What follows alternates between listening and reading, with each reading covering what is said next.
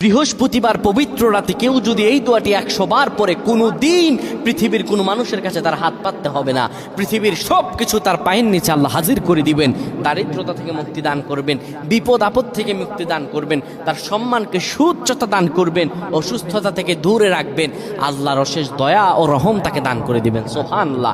বৃহস্পতিবার রাত এটি গুরুত্বপূর্ণ রাত। এই রাত সপ্তাহে একদিন আসে। আরবিতে রাত আগে আসে, দিন পরে আসে। সুতরাং বৃহস্পতিবারের যে দিন গিয়ে রাত, এটি বৃহস্পতিবার রাত নয়, এটি শুক্রবারের রাত, এটি জুমাবারের রাত, এটি দোয়া কবুলের রাত, আল্লাহর কাছাকাছি হওয়ার রাত। সুবহানাল্লাহ। এই বৃহস্পতিবার রাত আল্লাহ তাআলা বান্দার দোয়া কবুল করেন। কেউ যদি বৃহস্পতিবার রাতে ঈশা নামাজের পরে পবিত্র হয়ে ইয়া হাইয়ু ইয়া হাইয়ু ইয়া হাইয়ু ইয়া রফিয়ু ইয়া রফিয়ু ইয়া রফিয়ু এই দোয়াগুলো পড়তে পারে 100 বার, আল্লাহ রব্বুল আলামিন তার মর্যাদা বৃদ্ধি করে দিবেন, তার জীবনটাকে আমার আল্লাহ সুন্দরভাবে সাজিয়ে দিবেন, বিপদ আপদ বালা মুসিবতগুলো আমার রব্বুল আলামিন দূর করে দিবে। আল্লাহুম্মা আমিন বলেন।